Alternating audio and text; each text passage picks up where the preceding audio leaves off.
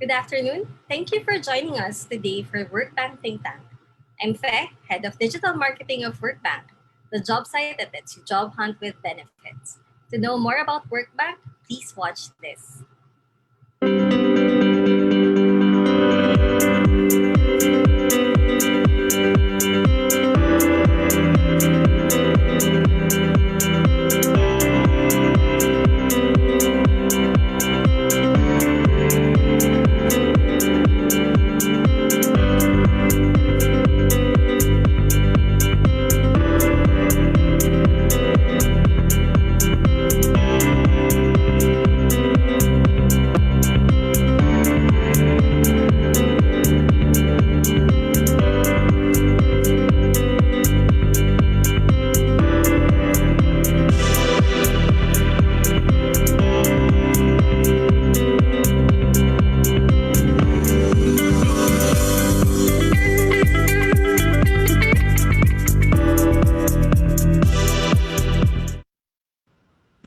Please visit workbank.com for the freshest jobs that are available out there.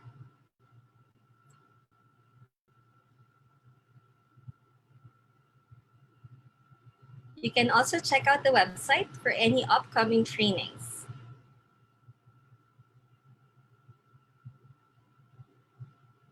We also have job hunting and career tips. Wherever you are in your career, Workbank is here to support you every step of the way.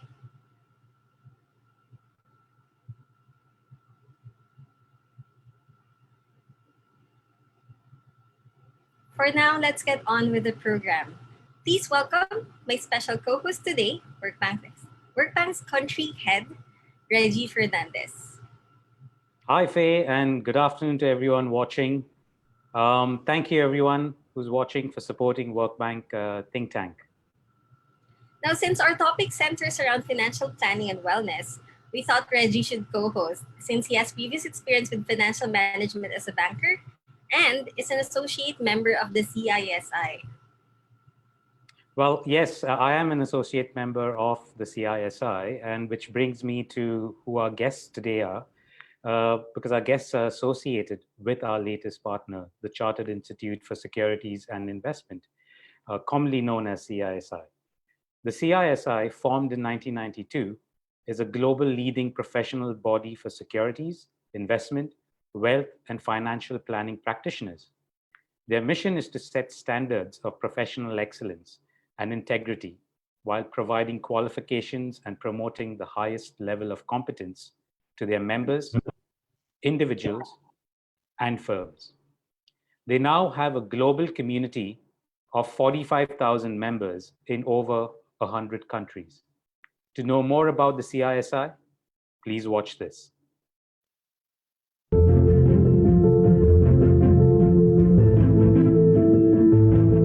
The Chartered Institute for Securities and Investment is the leading professional body for securities, investment, wealth, and financial planning professionals. Our mission is to continue to set standards of professional excellence, promoting the highest level of competence and integrity to our members, individuals, and member firms.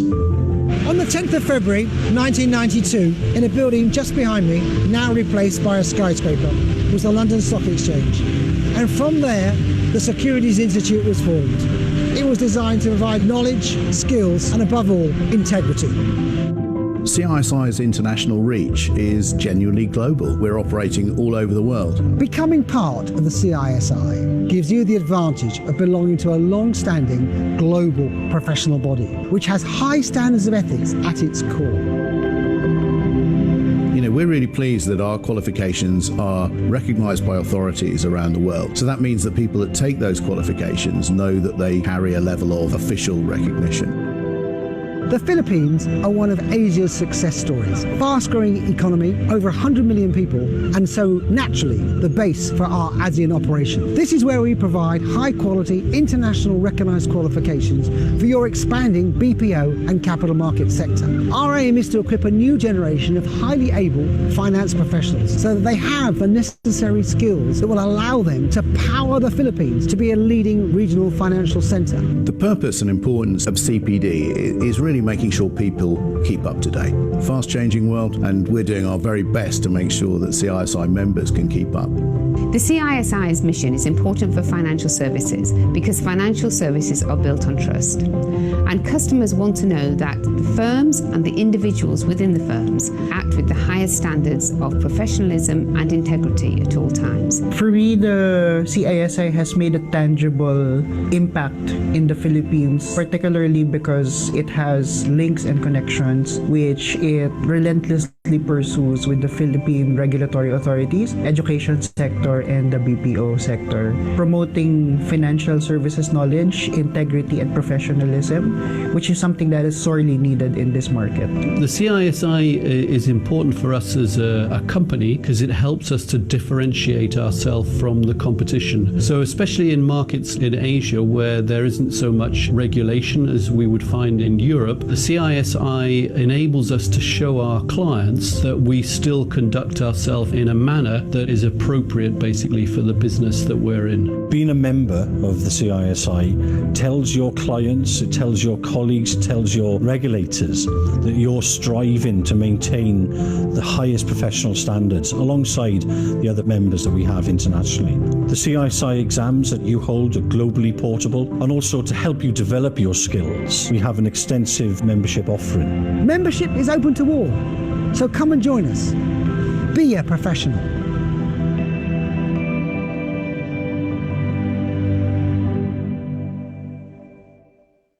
Excellent. You can also visit cisi.org to know more about the organization. And if you are interested in becoming a member or getting a new qualification, the CISI is offering a 50% discount on qualification and membership fees for all Workbank users. You can visit workbank.com for additional details, and it is a great opportunity to invest in yourself.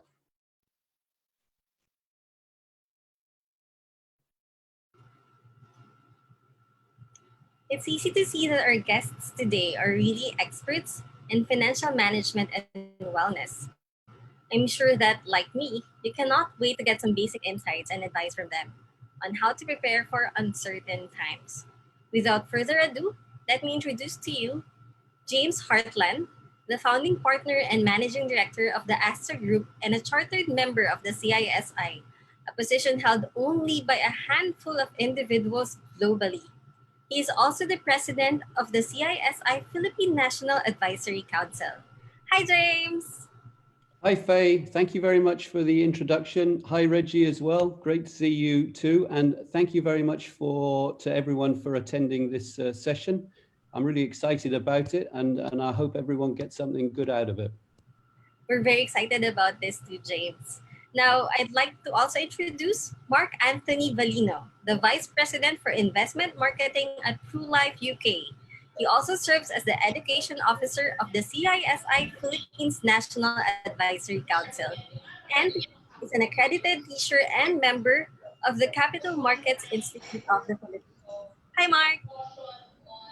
Hello, hello, and hello to everyone watching us on Facebook. Okay.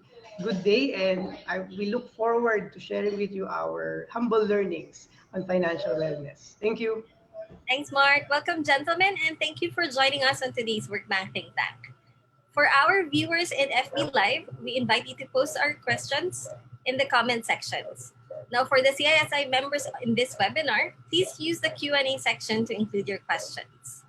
Let's move on with the program. Mark, over to you. Okay, thank you, Ben. So allow me to share my screen, and I'll be starting my presentation in 3, 2, and 1. All right. Okay. So again, good afternoon, everyone. And my talk for today would be focusing on what would you do? Okay, what will be your plans? Okay, if you have employment, what would you do to your finances? Okay, meaning if you're fortunate enough to have a job right now and still earn income, what will you do to the income or money you receive so that you'll be able to make it grow, especially even just challenging times? My talk this afternoon would focus on finding your worth, okay? Because later on you will realize that It's not all about the money, but it's about enriching life and enriching lives. Okay? So, just a brief disclaimer of my presentation. And what we'll be talking about is number one, okay, we'll talk about your professional life. Okay, your what you do, what you enjoy doing, and the source of your income. Second would be your personal life, because you can never um, take away the fact that there's a work and life balance. And in fact, right now it's already a work and life blend. Okay, not just a balance of things, but a blend. So you'll be focusing on that as well.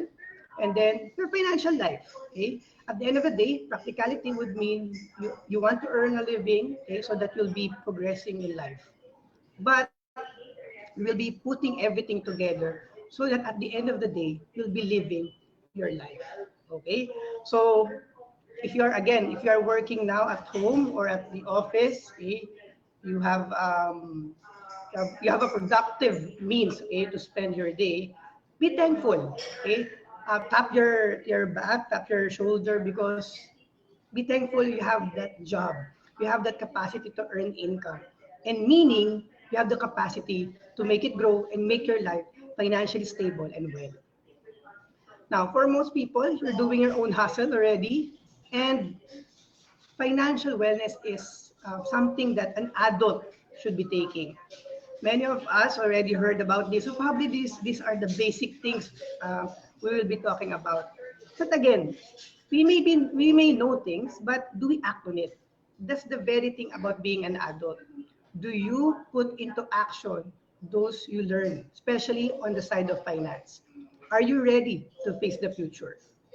Now, on Facebook, okay, I'm seeing it right now. Okay, can anyone uh, identify or guess what these Japanese characters mean?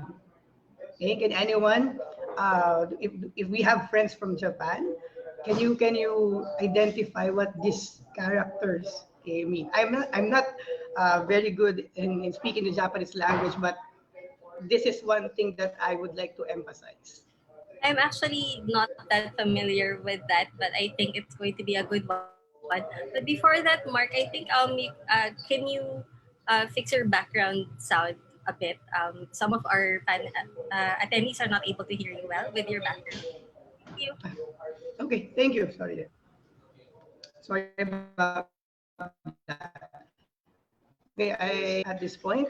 So moving on. So can anyone guess what this term means? All right. Okay. Actually, this is what it means. Ikigai. Okay. Ikigai in English, when you translate this, would mean a reason for being. Okay. Yes, we build our financial portfolio. We want to progress in life, but at the end of the day, you ask yourself, okay, what is your reason for being? Because this Ikigai concept talks about four things. Okay, what you can be paid for, what you are good at, what the world needs, and what you love. Okay, blending these four things, okay, these four whats. Okay, what would these things reveal? Okay, what you're paid for, okay, what you're good at, I mean, and at the same time being paid for will tell you this is your profession.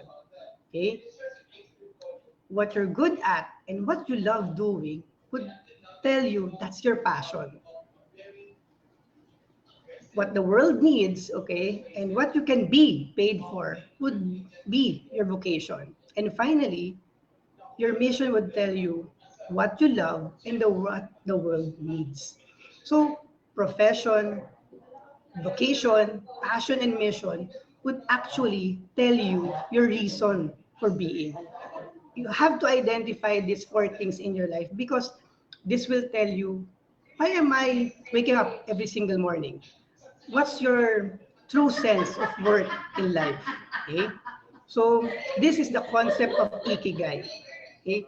And when you talk about ikigai, we can also actually talk about money. Okay? We will not be focusing about the ikigai, but when talking about money, we could also have inspiration on the concept of ikigai.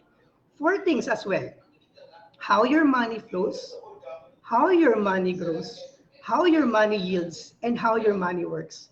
If in Ikigai we're talking about the what's, in this concept, a similar Ikigai concept would tell you the house of what to do in your money, how you would make it flow, yield, work, and grow.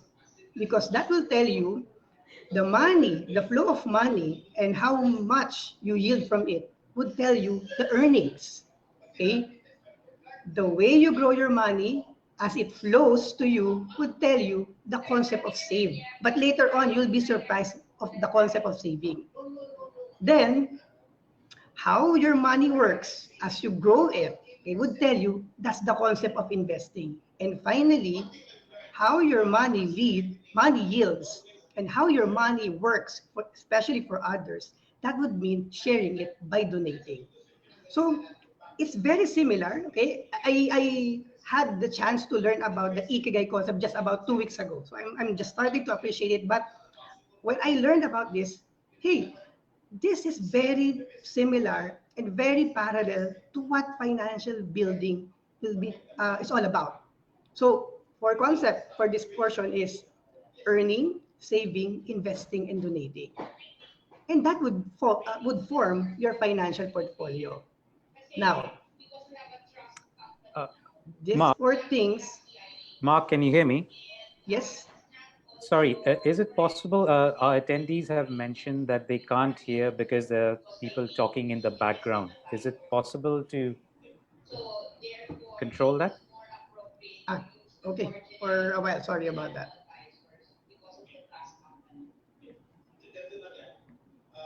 Ay, sabi,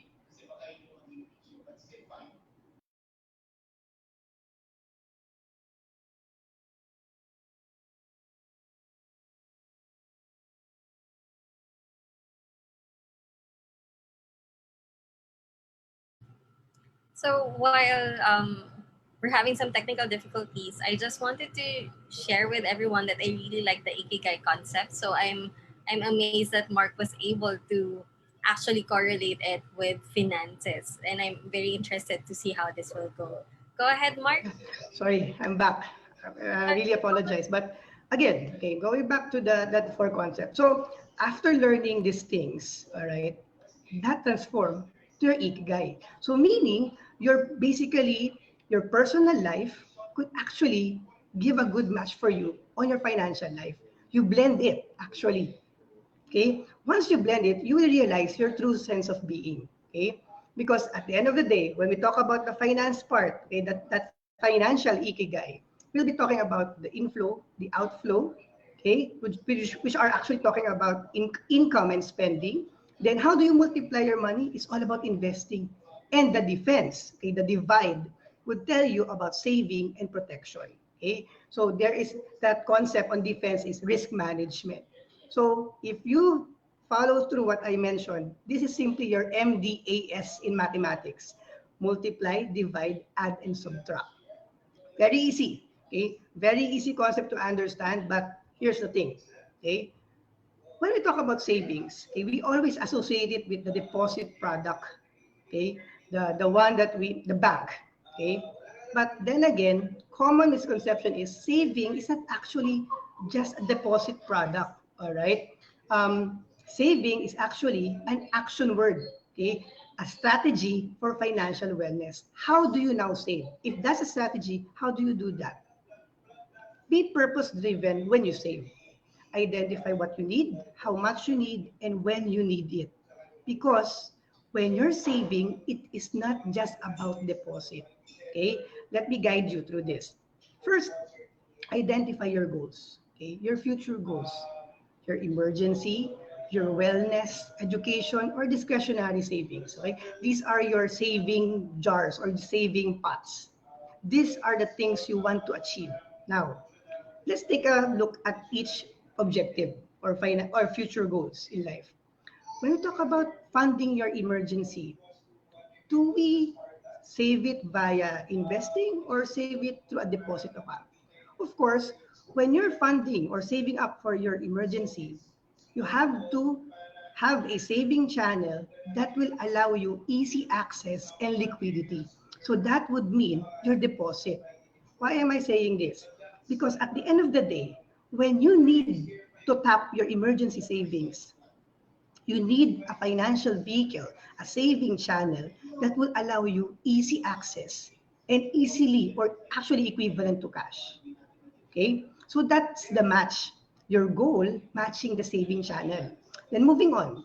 Let's say you're saving up for your wellness. Okay, what's the proper financial vehicle or saving channel for me to fund up that wellness goal? You could actually tap your health or life insurance. Why? Because this is a risk management strategy. Having an insurance is not all about growing money. It's saving up for a particular purpose, be it health or be it financial risk management, because insurance would actually manage your financial risk. Okay? And when you do so, you're actually saving, all right? You're protecting not necessarily yourself, but the others who depend on you. Because reality bites. There might be a chance of somebody getting ill, um, or getting into an accident, or even losing their life. So it's important to manage your risk through this one, okay? Through a life insurance or a health insurance. Then, for goals that would take some time to fund, like education. For example, if you have kids and you want to fund their college education or tertiary education for that matter, then what would you do? Will you just simply save up money to a deposit account? Maybe not. Why? Because if you do such, you might be losing the value of your money if you keep everything under a deposit account or a time deposit. Through an education, since it's longer time to fulfill or to achieve, you have more time to save up. Then a good vehicle would be an insurance. Huh? Really, insurance? Why? Because it's not all about insurance. Not all about the death benefit. All right. It's also about growing your money, because there are some insurance products, okay, that have investment component along with it. So you're doing two things. Okay. You're actually doing your financial strategy twice in one product. Okay, something that allows you to save and something that allows you to grow your money. Okay, so it's what we call investment linked life insurance products. Then eventually, for the things that you love, for the things you aim buying, or things that you aim to do in life. So we call it the non-essential or the discretionary savings. How can I fund that? Okay, for example, you want to travel in the next, let's say after 3 years, because you want to ensure yourself that the world is already a safe place to travel. Why not let your money fund your travel goals by doing investing strategy? There are many ways to invest your money. We're not just talking about stocks, but this vehicle in general lets you grow your money and let the money work for you. Okay, so here, after sharing you all of these things, it just simply tells you your goal should have a specific saving channel to be able to achieve it. So you have a specific vehicle to reach that future goal. Okay, so I look forward that everybody is into it. All right, so later, probably after the webinar, try to list down your goals and then match it to the right financial vehicle to make it move and go to that destination. Now, in investing, normally, especially in my country, the Philippines, okay, we're easily attracted, okay, to the concept of investing with a risk that is low, but gives us a higher return, and we can get the gain as fast as possible or as soon as possible. And common, especially in my country, they fall into what they call scam. Okay, they are fooled by that concept because this is the formula for financial tragedy, but not a financial strategy. So given this, how can I learn? How can I appreciate? Okay, if I earn from my work, what can I do? Okay, you can choose, if we're talking about saving vehicle earlier, you can choose this time the right investment vehicle that will take you to that destination you want. All of you probably know the basic of high risk, high return. And this is basically what it talks about. There are various financial or investment vehicles available in the market. You just have to what? Come up with a portfolio. It's not just about picking one vehicle. You can actually create your own investment portfolio, something that gives capital preservation, something that gives capital growth, and probably something that gives you what? Certain degree of business ownership or profitability as you want to set up your own entrepreneurial unit or business. So things will be different. Okay, the choice of investment vehicle will be based on your preference and your risk appetite. Okay, stocks may be attractive for high returns, a source of high returns, but ask yourself first: are you willing, okay, and you accept the risk that comes with stocks? Okay, investing in the stock market is very challenging, especially if you're a beginner. You might want to choose first something that's already taken care of, let's say a fund manager. Okay, so there are many choices.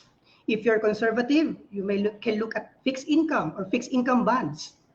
Or if you're a retiree, or perhaps you don't have that much risk appetite to take, then you may want to have a money market fund or a time deposit product.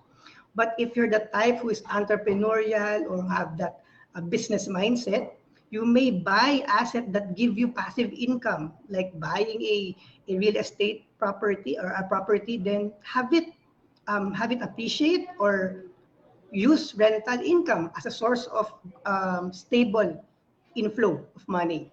So various vehicles, but that vehicle will take you to a certain destination. So some may be near, some may be far. So it's just about choosing the right vehicle to where you will be going.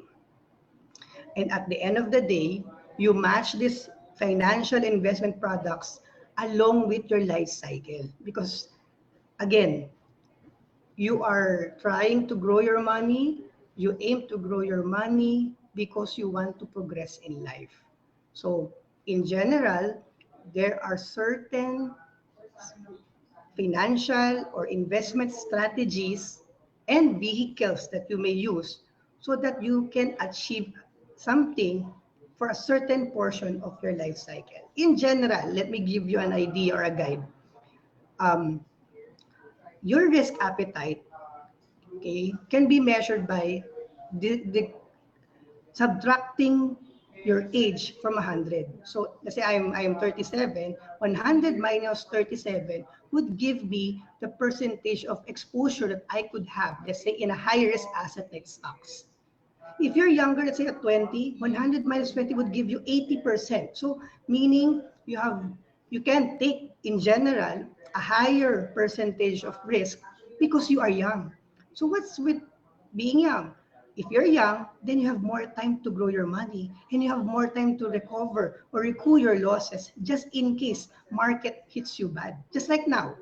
What if 10 years ago you were investing, you were growing your money, but you failed to make it more liquid or make it more conservative? You did not allocate your asset from stocks to bonds on the 10th year. Then you probably lost all your money from the stock market.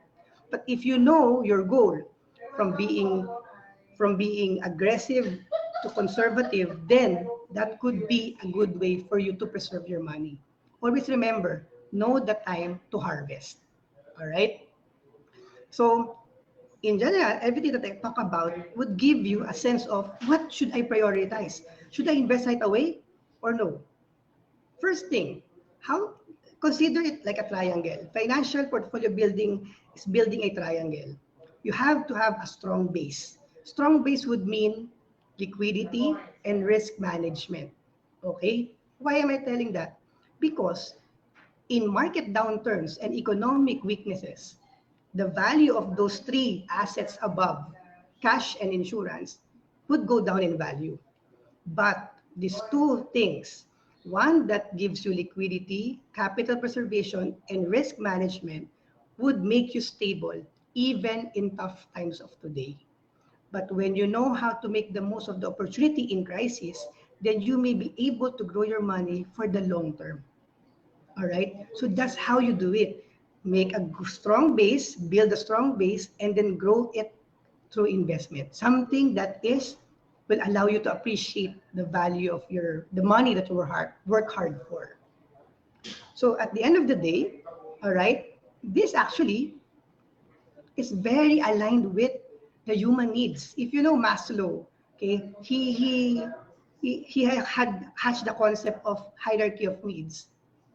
It's very similar to the financial prioritization. Physical needs, safety needs, love, esteem, and self-actualization. So physical needs would mean liquidity of money, availability of money inflows. Safety needs would mean risk management. When you start to love, it's like investment. There's no guarantee of return, but you can do it. And then when you progress in life, you build your esteem, and then you help others. Self-actualization. That's the life of Bill Gates. Okay? You cannot share what you don't have. So basically, that's the point of building your own financial portfolio. But you have to prioritize. It's not the other way around. You don't invert this. Okay? And the road ahead. Okay? Inflation may be certain, but your future is not. Life is full of surprises. So, with what I shared with you, you have to do three things: plan, act on it, and be consistent. It's like you're building your body. Okay, you have a fitness plan, you do exercise, you have an active and healthy lifestyle, but be consistent. It's not just a 1 day, 1 month thing. It should be part of your life. So at the end of the day, when you realize that ikigai, dreams happen when we close our eyes. Try closing your eyes. Okay? That's when you dream. But reality comes in when you open your eyes and act on it. Action is very important. Okay? You may have that grand dream. You may be waking up from that dream, but if you don't move, you don't act, it's nothing. At the end of the day, that makes a dream different from a goal. A dream is your starting point, what makes you inspire, okay, what motivates you. But at the end of the day, your finish line is your goal that you should be achieving. So, folks, ladies and gentlemen, always remember, you have your job. Maybe there are many sources for you to earn income, jobs, investing, or having a business. But at the end of the day, okay, when you talk about financial wellness, money is not the end goal. Okay? In Japan, in Japanese, money means okane. Okay? Talking about, again, ikigai, your reason for being, would tell you, earn.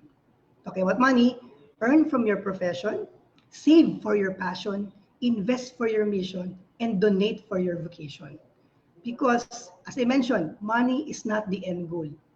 It is just a means to achieve your life purpose. Okay? That's basically, it is in your heart. So, if you're blessed enough, fortunate enough to have that income, your job may be your passion already. Your profession may be something that fulfills your mission.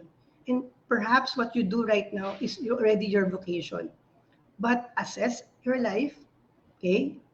Try to identify what you do, what your heart wants, your mission, and your vocation all blend into one. How you will make it more progressive? By making money as a means, but not the end. That's what one thing that we fall into a trap. We make money the end goal, but it should be the purpose that has the purpose that we are doing it. So it's in here, okay? And celebrate life because a life without purpose is pointless. So I look forward everyone in attendance here was able to find that worth, not just about the money, but also in life. And perhaps you're doing it because you have that job that you are securing right now. You are enriching your life, but also enriching the lives of others. So that ends my presentation. And everyone, thank you for patiently listening and have a good day. Thank you very much, Mark. That was extremely interesting. It's quite evident your passion to educate and your passion to teach has come out through such relatable concepts that you've presented. And I am personally, like you've pointed out, advocate of personal financial planning. But I particularly liked the concept you've introduced of ikigai. I wasn't familiar with it, and it's something new that I've learned. So it's great to learn something new, a reason for being. And also that money is not the end goal, but it's passion and purpose. It is important, but passion and purpose, which was quite transparent. Your passion and purpose definitely has come through from the presentation you've delivered. Thank you very much for that. Let me ask you, Mark, one question. Do I need to be of a certain age to start financial planning? Relatively old, but for those who are young, who are just starting off, who are just newly employed, what's your advice? But as just to emphasize what the things I mentioned earlier, if you're, let's say you just graduated from school and you're starting to work, make saving or pooling your money first to a savings deposit account a primary purpose, because at the end of the day, okay, you should be strengthening that base of liquidity. Once you, let's say, set a goal, that's very important. You have to quantify your goal, your financial goal. What will make you say that you're liquid? Let's say you save up 100,000. I mean, that may be big for some, but for some that may be small. But set a target. If you reach, let's say, 100,000, then you move up to the next level. Okay, I have saved up enough for the next 6 months. Okay, my usual expenses for the next 6 months. Then that sets my point that, okay, I have enough liquidity. Then I move up to financial products that are offering savings vehicle that give me risk management. So I move up to the next level. So as I can only share my experience, because when I was younger, after working, I really save up. I mean, perhaps I made it to my goal 2 or 3 years, to be realistic. 2 or 3 years saving. Then on the third year, I purchased my first life insurance product, because I may not be very knowledgeable about it that time, but I'll be gaining what I've saved so far in the next 2 or 3 years, because that gave me because I started very young purchasing it. So for young people, make sure number one is liquidity, saving up. So that would be a good start. Then move up. Don't invest if you don't have savings. That's very dangerous, because there's no guarantee in investing. So you have to follow that prioritization. Absolutely. Thank you. That's great to hear, Mark. And thank you so much for those tips. I'm sure everybody has got a good grasp of it. Thank you very much. Thanks, Mark. By the way, Thank you, Reggie. Thank you, Faye. Yeah, I'd like to recognize Ichi Ogawa, the one who answered Ikigai when Mark asked about the Japanese characters. So, all right. Thanks for participating. Now, we just got some insight on how to prepare for uncertain times if you are currently employed. But in the event that you are not, which many of our kababayans are experiencing now, question is, what should you be focusing on? James, over to you.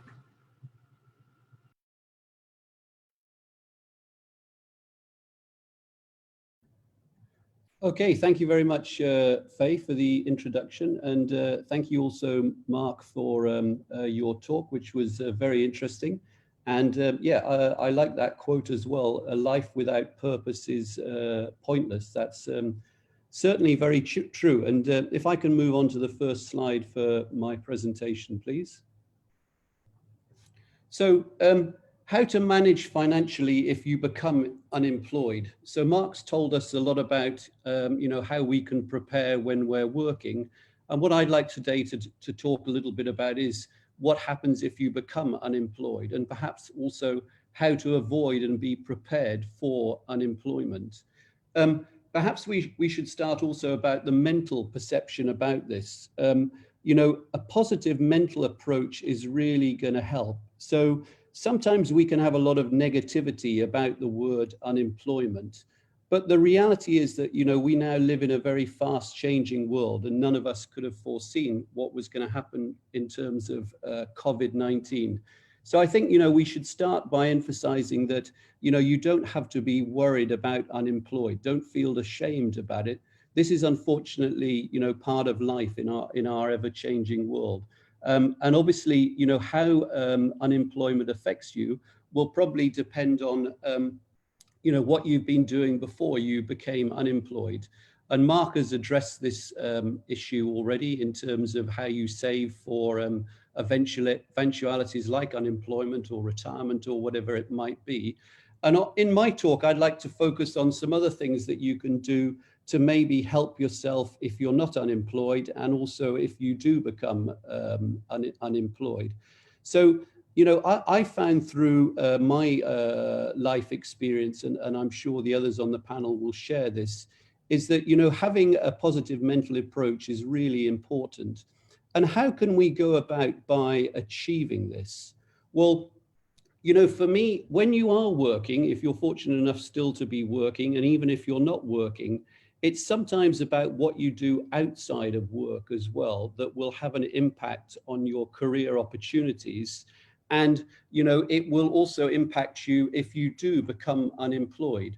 So for those of you who are listening, you know, and do find yourself unemployed at the moment, I'd just like to ask you a few questions, you know, really. While you were employed, you know, what were you sort of doing outside of your employment? What hobbies did you have? You know, what skills have you been perhaps working on while you've been employed? I obviously am part of the CISI in the Philippines, and what we focus on is what we call CPD, or continuing professional development. And we help people all over the world, not just in the Philippines, you know, enhance and improve their skills, not only when they're unemployed, but also while they're working. And things like the CISI and maybe hobbies you might have, like, you know, golf or basketball or whatever, or being a member of clubs and societies, these will also have a significant impact on your chances throughout life, whether it comes to getting a job or not having a job. So, you know, for instance, if you find yourself unemployed now, and you've been, you know, keeping yourself busy by meeting other people, you know, maybe joining the CISI, being involved with Workbank, you know, playing sport or doing other hobbies, you know, perhaps one of the things you're wanting to think about these hobbies is it's not just about, you know, the exercise that you get out of or the friends you make. It's also, these are ways for you to achieve success in life. So the kind of people who you meet in clubs and at sports, they can help you when you have problems in life. So for instance, you know, if you have become unemployed, you might want to have a look at your contacts and see, you know, have a chat with them, you know, talk to them about the fact that you're now looking for new opportunities. You know, if you've built up good relationships with these people, that would be a good place to start in terms of trying to look for opportunities in what is clearly a difficult market at the moment. So, you know, a positive mental approach and being an outward person or an outward looking person is definitely going to help you in this ever-changing world that we live in. Having contacts, having a big network of people, this will all help you to find new opportunities in life. So even if you're not unemployed, if you're still working and having a, you know, and you have a good job, don't stand still. You know, always look to improve yourself. You know, do other things outside of your work, so that if things do go against you in the future, you're prepared for whatever life might throw at you. You know, at the end of the day, it's never too late to start. Sometimes, you know, life is difficult, you know, especially in Manila or Cebu or wherever you may be. You know, it takes a long time to get to work. It takes a long time to, you know, get back home from work. And it's easy for us to find excuses for why we wouldn't want to join a club or, you know, further educate ourselves, you know, whether it's money, time, or whatever. But, you know, what differentiates us as people is for those of us who make the time to find success, as it were, in life. So a positive mental approach is really, really important. As it says at the bottom, we only have one life, so make sure you make the most of it. So if we can move on to the next slide, please.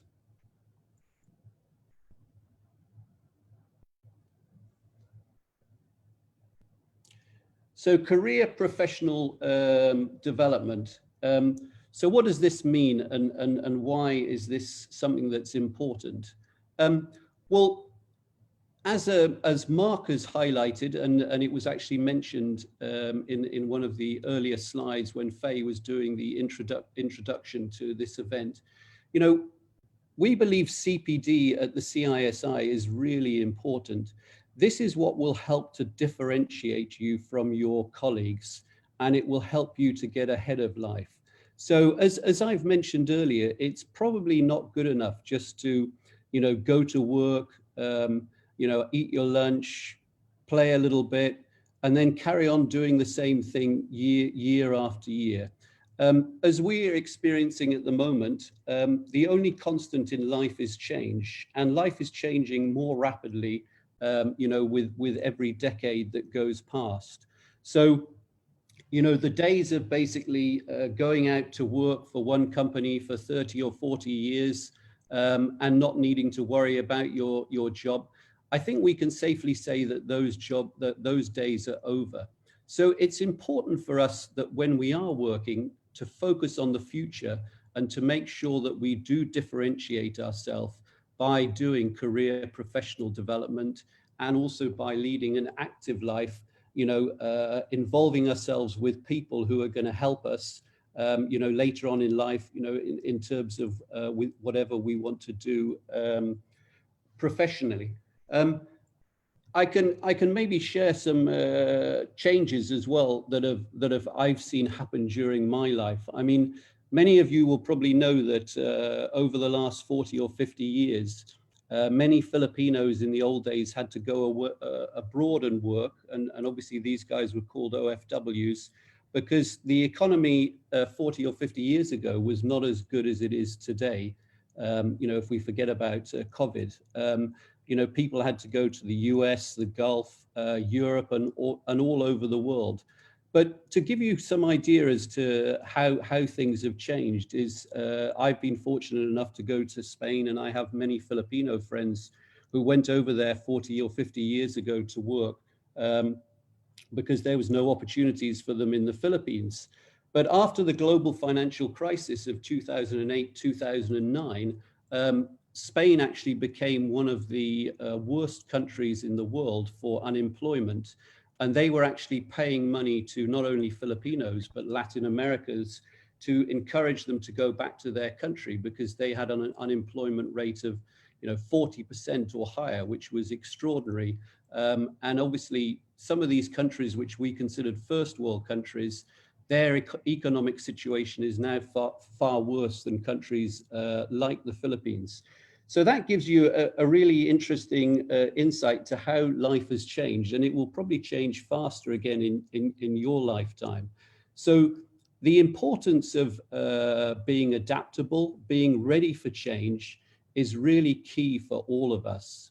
You know, we have so many tools to help us now in terms of doing CPD and keeping up to date. And it's important that we utilize these tools so that we're ready basically for whatever life throws at us. So if I can move on to the next slide. So this is a slide that I really like. And, you know, sometimes we sit at home and, you know, we think, oh, yeah, no, I'm not capable of doing that. That's not possible for me. But the reality is that, you know, for many of us who go out there and really strive, we can make actually the impossible possible. You know, and there are many examples of this in the Philippines. You know, there are many Filipinos who've started from an average or a poor background and have made, you know, really successful businesses.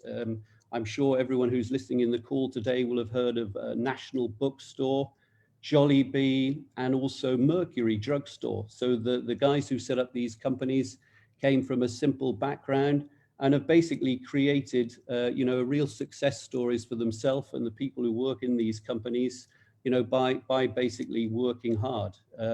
If we move forward to more modern times, I don't know whether you guys are familiar with Carl Okab, who created an internet marketing agency using obviously the new technology that's available.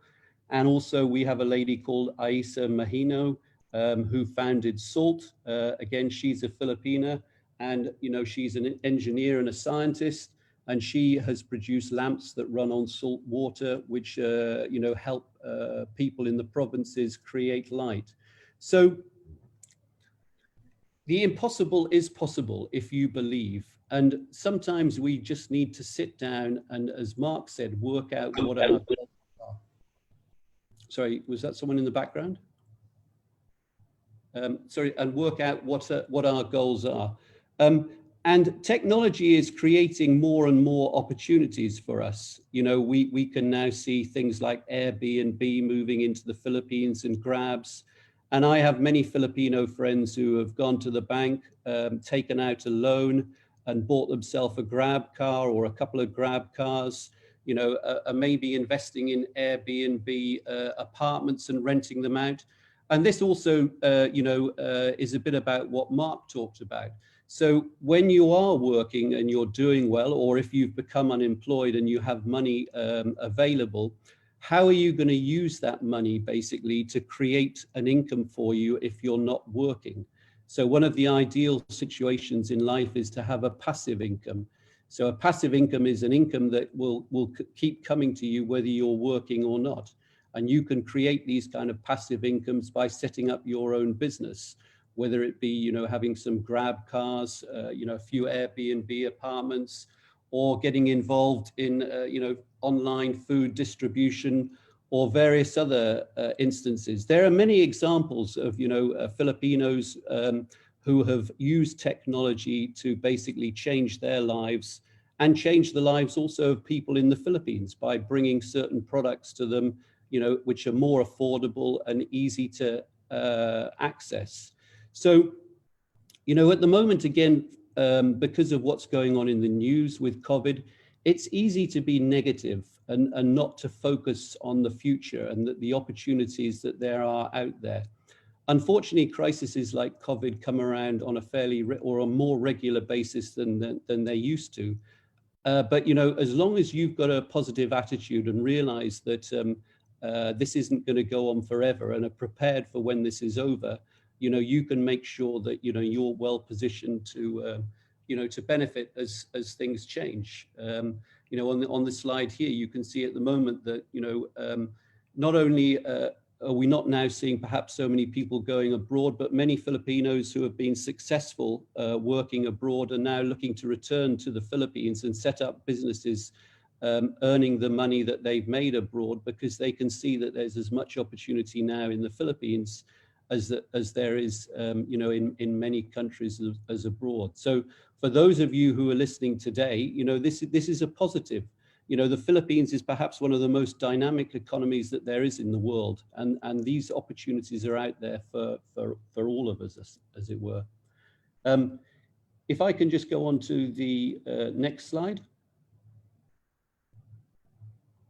So let me leave you with a few thoughts here. There are basically three types of people. There are those that make things happen. There are those that watch things happen, and there are those then that are wondering what just happened. So you need to think about that for a while, because again, depending on what type of person you are, will affect what opportunities you're going to have in life. It's important to be involved and engage. And like anything in life, if you are prepared and ready for the unexpected, you are setting yourself up for a more fulfilled and financially prosperous future. One of the objectives of this webinar and other webinars that we've run basically here is to basically help you guys teach yourself how to fish. So in terms of looking at it from the managers who are involved in this webinar, if we teach you how to fish, you will basically be able to feed yourself forever. So it doesn't matter whether it's creating your own business through Airbnb or Grab or whatever. There are opportunities out there for all of us. And as Mark said, actually, the key is not just to listen to these webinars and say, wow, that was really an interesting webinar, I really enjoyed that, or whatever. It's what you do once we've all finished talking and the webinar is over. So the key points for you to take away, as Mark said, is perhaps to write down a few notes and to think what actions you can take now, whether you're unemployed or you are employed, to make sure that you have your life on the right path and the right footing, as it were, going forward. So, look, thanks a lot for your time. That basically concludes my presentation. If I can hand back to Reggie now. Thank you so much, James. That was extremely interesting and very motivational. My takeaway there was that irrespective of the situation or the time in our lives, it is up to us individually to continuously upskill, invest in ourselves, and professionally develop our skill sets. It is just as important as being financially prepared. So I think they go hand in hand. So that's fantastic. Let me actually ask you one quick question as well. For those of us who remember, and I certainly do, it's almost to the day back in September 2008, when we actually saw the start of one of the worst financial crises out there. And I'm sure you've seen similar decades of volatile times, but did you ever expect 2020, COVID, and what's happening to come our way? That's a good question, Reggie, and I don't think we can ever prepare ourselves for what these crises will actually look like. But we can prepare ourselves for things that are unexpected. So, as I mentioned in my speech, unfortunately, we're seeing more and more of these occurrences. So, in 1987, there was a crash in the stock markets, and then we saw a bit of a meltdown in the millennium, and then there were various Gulf wars. And then we had the global financial crisis of 2008, 2009, as you say. And for people of my age, we thought this would probably be the last time we would see a crisis like this. I think in terms of the financial implications, no one had ever seen anything like the global financial crisis. Yet, because of the banks in the world getting together and doing what they call quantitative easing, many economies, including the Philippines, bounced back very strongly and have done very well from this. We are now faced with another crisis, which probably is equal to the crisis that we faced, with the global financial crisis. And I think, it's a bit like we've done both these presentations. So Mark's obviously told us how to be financially prepared, but I think it's also important to be emotionally and mentally prepared as well. And I think, the only barrier to success in life is yourself. So, despite what the world throws at us, I've highlighted examples of people in the Philippines who have done very well from nothing. Everyone who's listening, I think, to this event can take on board that despite the crisis that we're going through, there are always opportunities for everyone. The internet and technology has given people the opportunity. The internet is now being rolled out into the provinces, and COVID is going to create a new world. The governments of the world, not just the Philippines, will be forced, to provide Wi-Fi to everyone in this country. And that will bring opportunities in different provinces and regions, not just in the Philippines, but all over the world. I think one thing we can say is that COVID-19 is and will change the world. It will be a different world that we live in. Hopefully it will be a better world as well. That, we will see that not so many people will actually need to live in Manila, that they can actually have a better life living outside in the provinces. So sorry, long answer to your question, but this is a shock to the system. But I think, it goes back to what Mark and I have been saying. We can prepare for these shocks and eventualities by not only financially being prepared, but by being emotionally prepared as well. Absolutely, and we all have hope for the future, and that's also an important aspect. Thank you so much, James, for your views. Faye, I'm sure our viewers have a few questions. Yes, we do have a couple of questions, so let's look into what our audience are asking. Question number 1 came from Jade Flora. So having insurance products can be expensive and is normally understood to be associated with life. Are there products in the Philippines where I can save small amounts monthly, but also have an insurance attached to them? Either James or Mark, you can answer. Mark, I'll leave this one to you as you're the specialist in the Philippines. Sorry? I, Yes. yes, the question was from Jade Flora. So having insurance products can be expensive and is normally understood to be associated with Okay. now, That's yeah. a common misconception about buying an insurance because there are various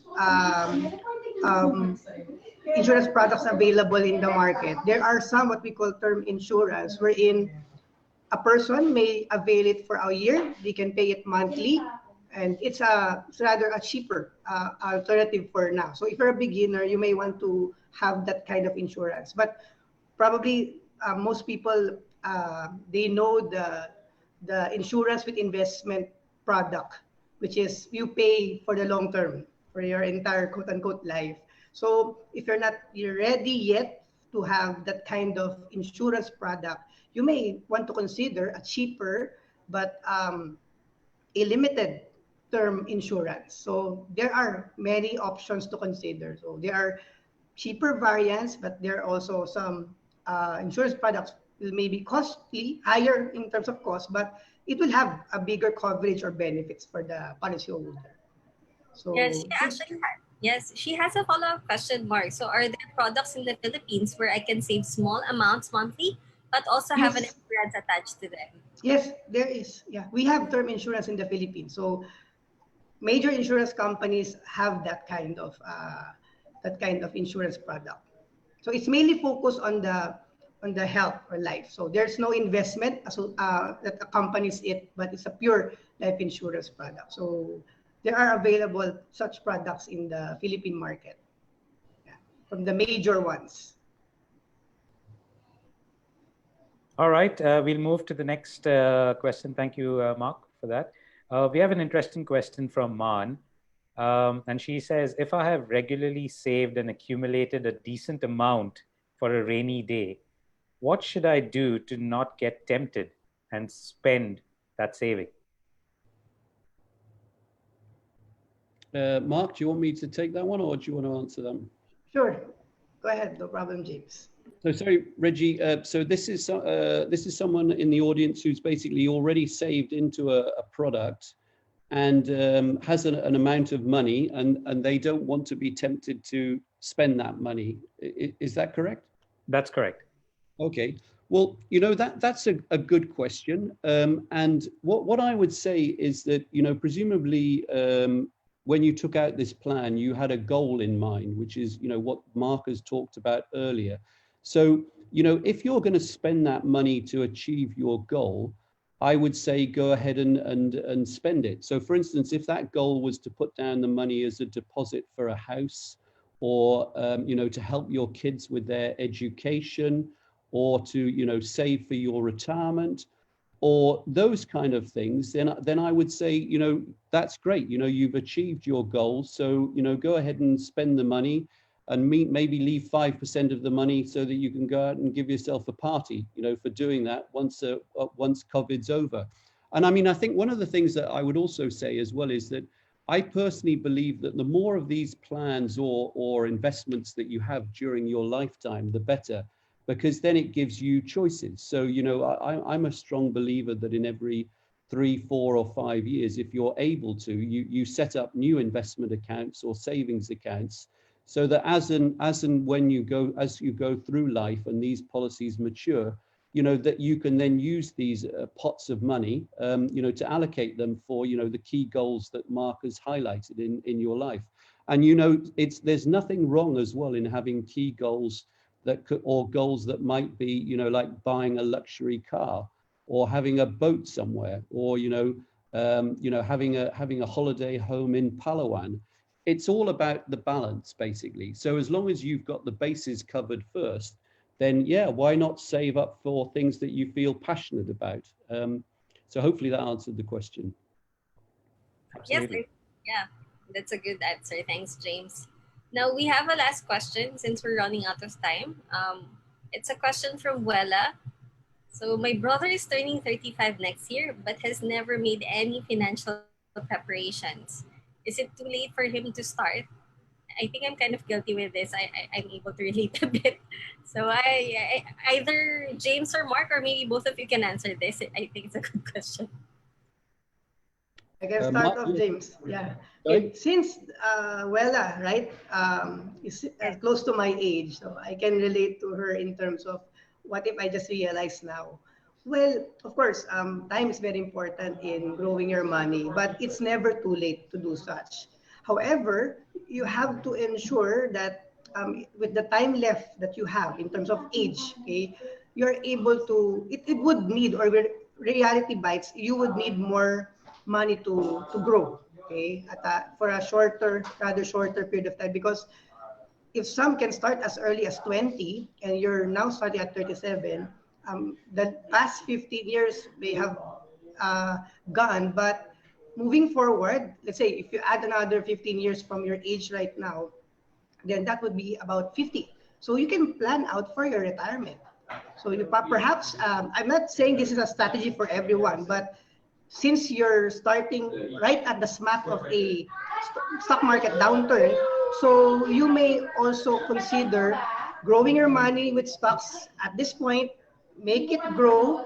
Let's say on the fifth year or sixth year, then try to allocate your asset, turning it to a more conservative asset like bonds, so that on the 10th year, you'll be able to secure your money. Then eventually, in a money market at the end of the day.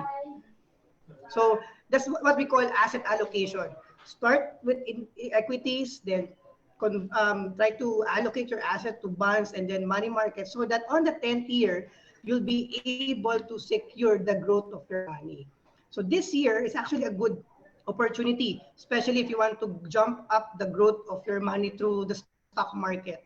Because once we bounce off or recover from this current global economic recession, while the stock market is rather cheaper at this point, then you may grow your money. So this is a good time to generally invest for the long term. So I'm emphasizing it, invest for the long term. You're not a trader at this point. Okay?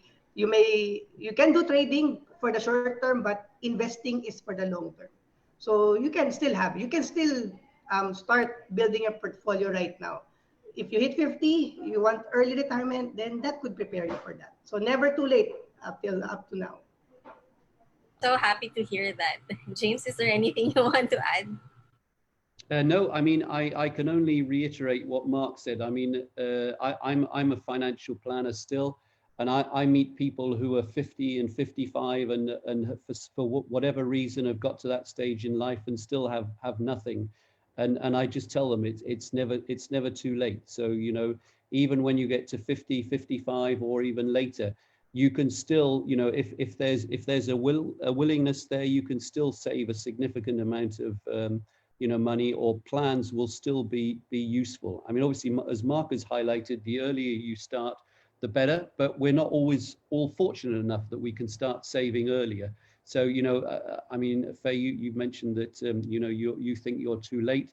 To me, you still look too young. So, but I think you know, the message here is it's never too late. Even if you're 20 or 60 or whatever, it's about it's about making habits. And as Mark said, having goals. Now, whether you have those goals when you're 20 or 60, it doesn't matter. And obviously those goals will adapt and change. But yeah, you know, it's not too late. So for that person who asked the question about, was their brother too late at 35?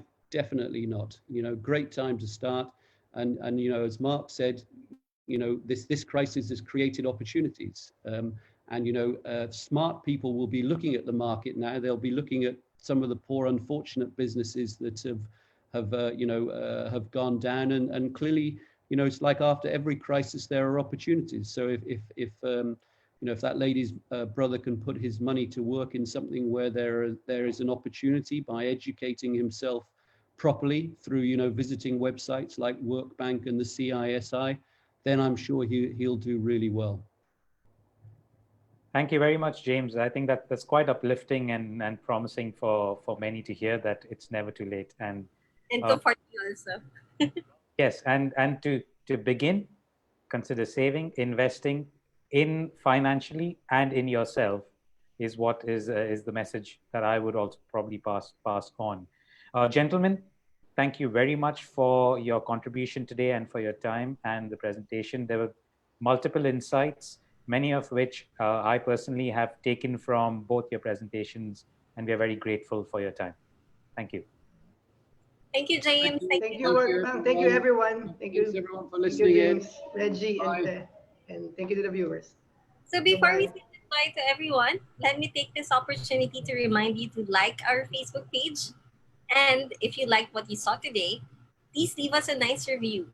We'd be happy to know what you think. Again, thank you so much for giving us your time today, and we'll see you soon for the next episode of Workbank Think Tank. Bye!